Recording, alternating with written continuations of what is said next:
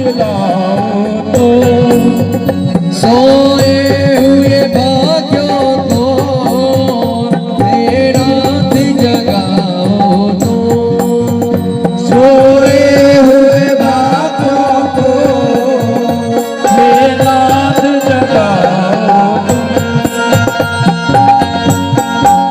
हो मैं शरण पड़ा तेरी, मैं शरण पड़ा तेरी, चरणों में जगा देना गुरुदेव दया करके, चरणों में जगा देना वो गुरुदेव दया करके, चरणों में जगा देना गुरुदेव दया करके, चरणों देना गुरुदेव दया करके, चरणों में जगा देना गुरुदेव दया करके, चरणों में जगा देना।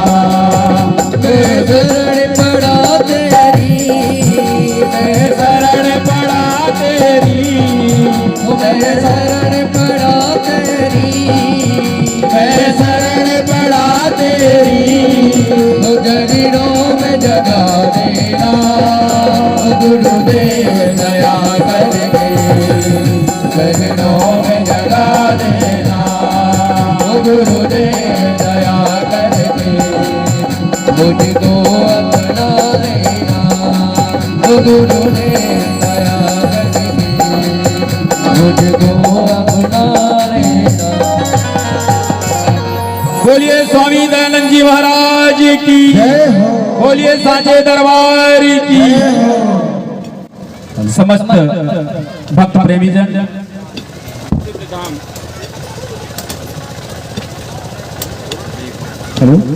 सिद्धधाम कालम कुंडी में आप लगातार 7 दिवस से श्रीमद् भागवत महापुराण पंडित शिवा कृष्ण शास्त्री जी के मुखारविंद से श्रवण कर रहे थे। आज कथा का अंतिम दिवस है और सदगुरु की कृपा सब पर हमेशा बनी रहे। मैं भी एक गीत तैयार करके आया हूं कि बिना गुरु की कृपा के भगवान मिल ही नहीं सकते। आप चाहे जितनी भी कोशिश कर लें तो थोड़ा सा प्रयास है।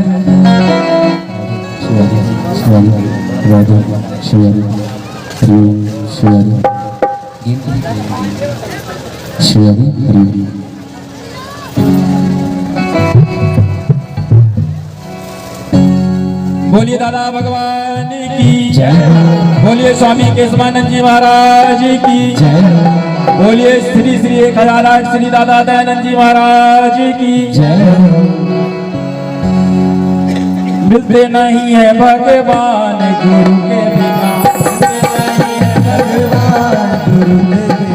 मिलते नहीं है भगवान गुरु के बिना, नहीं है भगवान गुरु के बिना। गंगा नहाले चाहे यमुना नहाले, गंगा नहाले चाहे यमुना नहाले, चाहे नहाले हरिद्वार गुरु के बिना, नहीं है भगवान गुरु के बिना, नहीं है भगवान गुरु के बिना, नहीं है भगवान गुरु के बिना। मंदिर में जाले चाहे मस्जिद में जाले, मंदिर में जाले चाहे मस्जिद में जाले, मंदिर में जाले चाहे मस्जिद में जाले, मंदिर में जाले चाहे मस्जिद में जाले, जाले ना चाहे चारों धाम गुरु के बिना, जाले ना चाहे चारों धाम, मिलते नहीं है भगवान गुरु के बिना, मिलते नहीं है भगवान गुरु के बिना।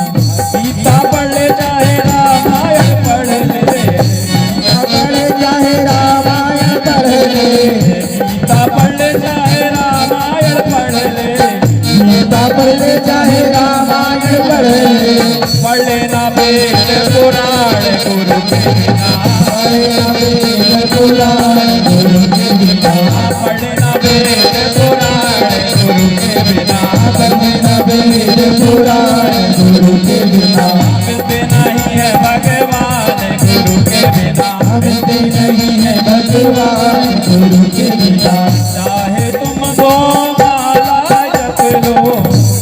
तुम भी माला बनो, चाहे तुमको धूलि रमालो, चाहे तुम तो धूलि रमालो, चाहे तुम ले लो सन्यास गुरु के बिना, चाहे तुम ले लो सन्यास गुरु के बिना, मिलते नहीं है भगवान गुरु के बिना, मिलते नहीं है भगवान गुरु के बिना, मिलते नहीं है भगवान गुरु के बिना, मिलते नहीं है भगवान गुरु के बिना, मिलते नहीं है भगवान, मिलते नहीं है भगवान गुरु के बिना, भगवान गुरु के बिना, मिलते नहीं है भगवान गुरु के बिना।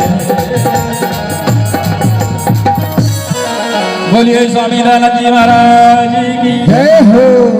परम आनंद लुट रहा है इस कालम कुंडी में, और हम आप सब धर्म प्रेमी बंधु परम सौभाग्यशाली हैं। इस भूमि में हमको लगातार 7 दिन आने का अवसर प्राप्त हुआ है। आज सुदामा चरित्र की बहुत ही सुंदर लीला यहाँ पर बाहर से कलाकार आए हुए उनके द्वारा देखने मिलेगी।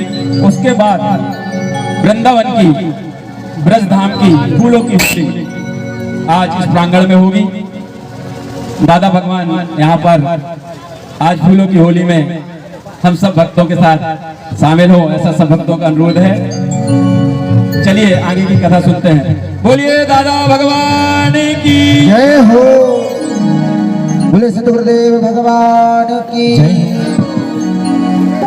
तो इस प्रकार से 2 मिनट और व्यासपीठ पर विराजमान पंडित शिवकृष्ण शास्त्री जी के पूजनीय पिताजी भी यहाँ पर उपस्थित हैं। उनसे अनुरोध करूंगा कि दादा दयानंद जी का पुष्पारों से स्वागत कर आशीर्वाद प्राप्त करें।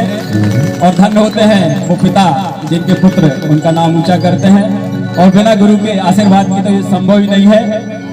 ये शिवाकांत जी के ऊपर दादा के दोनों हाथ पूरे समय है। बोलिए दादा महाराज की, बोलिए साचे दरबार की, बोलिए सिद्धधाम की। बोले सिद्ध गुरुदेव भगवान की जय हो। इस प्रकार भगवान का तीसरा विवाह सत्यभामा जी से संपन्न हुआ। अब एक दिन भगवान द्वारिकानाथ द्वारिकापुरी से दिल्ली घूमने गए, और जब दिल्ली गए तो महाराज अर्जुन के साथ गए तो यमुना जी में सूर्यपुत्री कालिंदी तपस्या कर रही थी। तो अर्जुन से भगवान ने कहा कि आप यमुना की पुलिन पर जब अर्जुन गए तो भगवान ने कहा कि जाकर के देखो कौन हमारा स्मरण कर रही है। तो जैसे ही देखा तो कालिंदी थी। तो प्रश्न किया कि आप यहाँ पर क्या कर रहे हैं। तो कहा हम ठाकुर जी को पाने के लिए तपस्या कर रहे हैं। अर्जुन ने भगवान से कहा कि प्रभु आप एक विवाह और करेंगे। तो ठाकुर जी ने कहा ठीक है। तो भगवान का चौथा विवाह कालिंदी के साथ हुआ। भगवान ने पारिग्रहण कर लिया। अब भगवान का 5वां विवाह बिंद अरविंद की जो भाई थे इनकी बहन मित्रविंदा जो उज्जैन की राजकुमारी थी, जिसके साथ भगवान का 5वां विवाह हुआ। अब 6वां विवाह भगवान का नागाजित कौशल नरेश थे, जिनकी प्रतिज्ञा थी कि मेरे 7 बैलों को एक साथ जो रस्सी में नथेगा उसके साथ मैं अपनी बेटी का विवाह करूंगा। महाराज ठाकुर जी ने एक साथ 7 स्वरूप बनाए और 7 बैलों को नथ दिया। भगवान का एक विवाह 6वां विवाह सत्या के साथ हुआ। एक विवाह भगवान का भद्रा के साथ हुआ। 7वां विवाह ठाकुर जी का भद्रा के साथ हुआ, और 8वां विवाह ठाकुर जी का लक्षणा के साथ हुआ। इस प्रकार से ठाकुर जी के 8 विवाह हुए। और एक बार भगवान ने भौमासुर को मार करके 16,000 कन्याओं को जेल खाने से जो बंदी बनी हुई थी भौमासुर के जेल खाने में उन्हें मुक्त किया। उनसे कहा तुम अपने अपने घर जाओ। तो भगवान से वो कहती हैं कि प्रभु अब हम इतने वर्ष तक यहाँ पे रहे, अब हमको कौन स्वीकार करेगा। तो भगवान कहते हैं जो किसी के काम का नहीं होता वो हमारी शरण में आ जाता है। तो ठाकुर जी ने एक साथ 16,100 कन्याओं का वर्ण कर लिया। एक तिथि पर भगवान ने 16,100 कन्याओं का वर्ण किया। इस प्रकार से भगवान के कितने विवाह हुए? 16,108। ये द्वारिका नाथ के ठाठ। इस प्रकार ठाकुर जी के 16,108 विवाह हुए।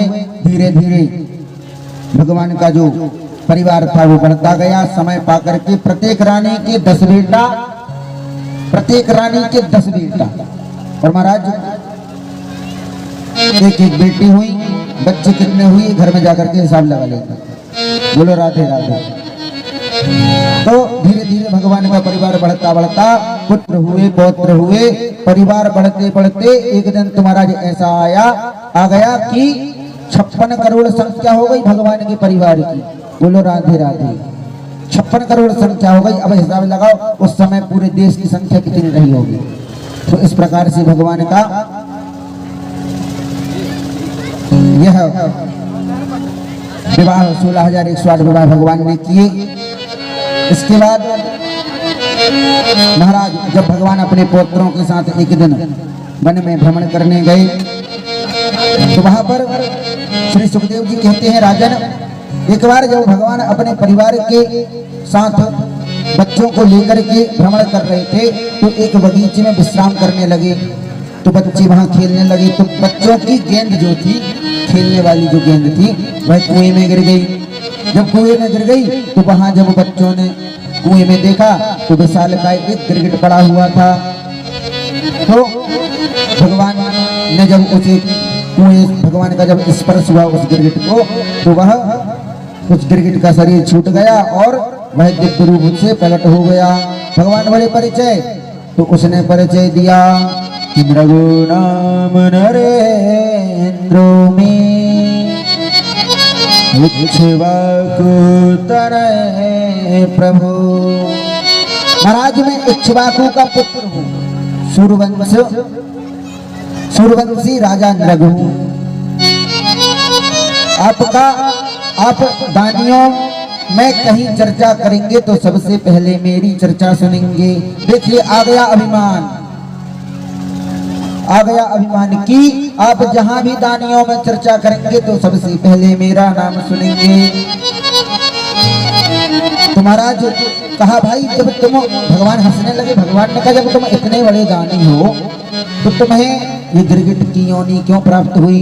तो वो भगवान से कहता है, प्रभु एक बात बताएं, ऐसा हुआ था एक बार क्या हुआ कि हमने एक गाय दान की, एक पंडित जी को एक गाय दान की, और वो पंडित जी की गाय जो है, अब एक पंडित जी की गाय गुम गई। एक पंडित जी को हमने अपनी गाय दान की और वो गाय हमारे यहाँ लौट करके आ गई। तो वही गाय हमने दूसरे पंडित जी को भी दान कर दी। अब पंडित जी ढूंढते ढूंढते गाय के पास आए तो वो गाय दूसरे पंडित जी के पास जो गाय थी वो गाय दूसरे पंडित जी की थी।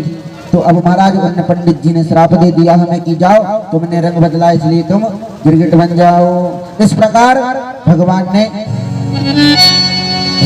महाराज नृग का जो गिरगिट योनि में पड़ा हुआ था भगवान की दिव्य स्तुति कर करके और चला गया। कहा भगवान के धाम को प्रस्थान किया। भगवान इसलिए वैष्णव जो होते हैं जो भगवान की सेवा करते हैं।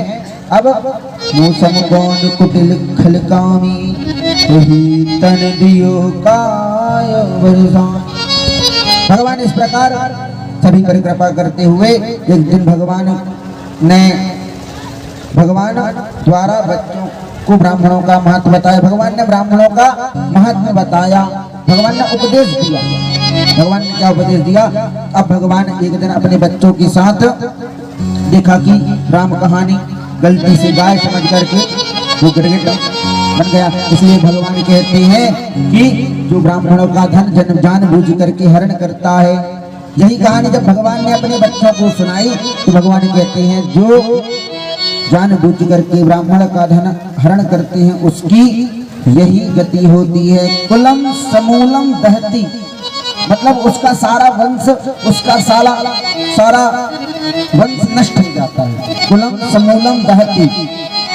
तो इस प्रकार भगवान ने दृष्टांत दिया। अब महाराज आगे चल करके भगवान ने जब एक बार पांडवों ने राजसूय यज्ञ किया तो प्रश्न खड़ा हुआ कि जब राजसूय यज्ञ जब ही हो सकता है जब हम जरासंध को जीत लें। तो जरासंध को जीतने के लिए भगवान ने क्या किया, अब जरासंध का वध कैसे हो, तो मगध देश के राजा को भगवान ने कैसे जीता। भगवान एक दिन गए और जाकर के भगवान ने ब्राह्मणों का वेश बनाया। जरासंध ने ब्राह्मणों का, जरासंध बहुत स्वागत करता था, तो उसने ब्राह्मणों का सम्मान किया। तो कहा प्रभु बताओ क्या चाहते हो, क्योंकि ब्राह्मणों ने जरासंध की रक्षा की थी, भगवान छोड़ करके रण छोड़ करके भाग गए थे, पिछले प्रसंग में आपने सुना। तो अब जरासंध ने कहा ब्राह्मण देवता क्या चाहते हो, भगवान ब्राह्मण बने। अब जरासंध पूछ रहा है कि ब्राह्मण देवता आप क्या चाहते हो, तो कहा हम युद्ध चाहते हैं। जरासंध समझ गया ये ब्राह्मण नहीं हो सकते, क्योंकि ब्राह्मण कभी युद्ध थोड़ी मानेगा, ब्राह्मण दुकान का छांट लेकर के चला जाएगा। वो कहते हैं हम युद्ध चाहते हैं। जरासंध समझ गया ये शायद कृष्ण है। भगवान से कहता हम तुमसे तो युद्ध करने वाले नहीं, क्योंकि तुम हमसे डर करके भाग गए थे, तो हम तुमसे तो युद्ध करने वाले हैं नहीं। अब बताओ कौन से करोगे। तो भगवान ने कहा एक काम करो, भीम दादा से युद्ध कर लो। तो भीम दादा से युद्ध किया। अब भगवान 27 दिन तक युद्ध चला और इसके बाद फिर भीम ने भगवान, अब 27 दिन तक युद्ध चला, अब वो मार ही ना पाए भीम। अब भीम का शरीर महाराज, अब वो मार ना पाए। तो अब क्या किया कि कहा कि कैसे मारे इसको। तो भगवान को इसकी उत्पत्ति पता थी। एक राजा थे, उनका पुत्र था ये जरासंध। क्या हुआ था, इसके जो 2 भाग थे उनको पुत्र नहीं होते थे, तो उन्होंने कहा एक काम करो आप ये फल खिला दो। अब 2 रानियां अलग अलग फल खिलाएं। तो महाराज अब 2 रानियां एक को फल खिलाए दो, एक को नहीं खिलाओ तो कैसे चले। तो महाराज क्या किया, उस फल के 2 भाग कर लिए। तो एक भाग एक रानी को खिला दिया, आधा भाग एक रानी को खिला दिया। तो जब बालक हुए तो अलग अलग भाग के हुए, तो जाकर के जंगल में फेंक दिया। वहां पर जरा नाम की राक्षसी ने उन बालकों को, उन जो मृत पड़े हुए थे उनको जोड़ दिया। तो उससे यह उत्पन्न हो गया, इसका नाम रखा जरासंध, क्योंकि जरा राक्षसी ने इनका संग किया था, इसलिए इसका नाम पड़ा जरासंध। अब भगवान ने कहा इसको मारा कैसे जाए, भगवान तो त्रिलोकीनाथ है, तो भगवान ने कहा इसको मारा कैसे जाए। तो भगवान ने क्या किया, जब भीम दादा के नस नस टूट गए तो भगवान ने क्या किया, एक तिनका उठाया और तिनका उठा करके पहले तिनका उठाया, तोड़ा और फेंक दिया। तो भीम दादा को इशारा किया, तो भीम दादा तो महाराज समझ गए। तो उनने क्या किया, जरासंध को बीच से चीरा और फेंक दिया, तो वो फिर आकर के फिर जुड़ गया। भगवान ने कहा ऐसे काम नहीं चलने वाला, तो क्या किया जाए। भगवान ने पुनः तिनका उठाया और एक चीरा बीच से और एक भाग एक इस तरफ फेंका और एक भाग इस तरफ फेंका, जिससे जरासंध का वध हो गया। बोले भक्तवत्सल भगवान की जय। अब भगवान ने एक दिन शिशुपाल का वध किया। कैसे शिशुपाल का वध किया, शिशुपाल भगवान का रिश्तेदार लगे, भगवान का रिश्तेदार लगे शिशुपाल। अब जब शिशुपाल भगवान के पास गया, तो भगवान के पास जब गया तो भगवान ने कहा था तुम 100 गाली दोगे, हम तुम्हारी 100 गाली माफ करेंगे, लेकिन 101 हुई और हम तुम्हारा वध कर देंगे। महाराज गाली पर गाली देता गया, देता गया, देता गया। इसके बाद अंत में भगवान जब पूरी गिनते गए भगवान गाली, और जब 101 हुई तो भगवान ने निकाला चक्र और शिशुपाल का उद्धार कर दिया। बोले भक्तवत्सल भगवान की जय। आइए भजन के माध्यम से श्रवण करें, फिर इसके बाद आगे की चर्चा करें। श्री रंग श्री रंग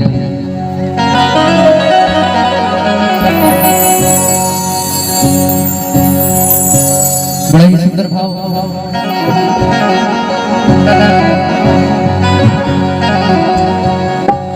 हाँ कि बिगड़ी मेरी शाम, बिगड़ी मेरी दाता, बिगड़ी मेरी हो मेरे श्याम सलोने सरकार। जय दोनों हाथ से ताली सेवा करते हुए सभी लोग गाएंगे। ओ मेरे श्याम सलोने सरकार बना दो बिगड़ी मेरी, मेरे श्याम सलोने सरकार बना दो बिगड़ी मेरी। ओ मेरे बाकी बिहारी सरकार बना दो बिगड़ी मेरी, मेरे बाकी बिहारी सरकार बना दो बिगड़ी मेरी। बिगड़ी मेरी श्याम बिगड़ी मेरी, बिगड़ी मेरी दाता बिगड़ी मेरी, बिगड़ी मेरी श्याम बिगड़ी मेरी, बिगड़ी मेरी दाता बिगड़ी मेरी। ओ मेरे ओ मेरे जीवन के आधार बना दो बिगड़ी मेरी, मेरे जीवन के आधार बना दो बिगड़ी मेरी। मेरे श्याम सलोने सरकार बना दो बिगड़ी मेरी, मेरे चारों सरकार बना दो बिगड़ी मेरी।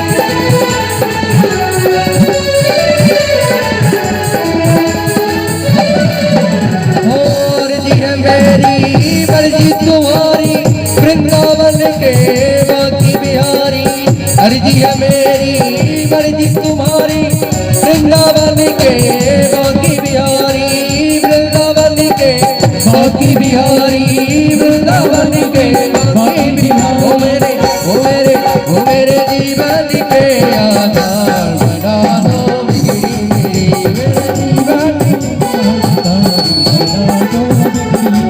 ओ मेरे बाकी बिहारी सरकार बना दो बिगड़ी मेरी, मेरे बाकी बिहारी